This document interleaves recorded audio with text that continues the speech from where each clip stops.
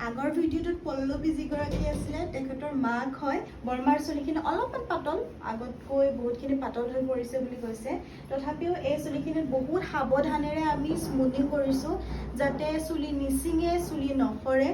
আৰু বহুতৰে হয় এনেকুৱা স্মুথিং কৰাৰ পিছত হেয়াৰ ফল হয় বা চুলি চিঙে আধাতে আমি বহুত কষ্ট কৰি পেলাই যিহেতু চুলিখিনি অলৰেডি বহুত কম হয় আৰু এই চুলিখিনি যাতে স্মুথিঙৰ পাছত চুলি নসৰে তাৰ কাৰণে আমি বহুত কষ্ট কৰি আৰু বহুত যত্নৰে খিনি স্মুথিং কৰি দিছোঁ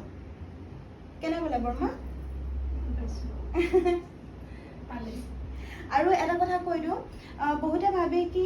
যিখিনি বেবী হেয়াৰ আছে বেবী হেয়াৰখিনি তললৈ পৰি আহিব বা ষ্ট্ৰেট হ'ব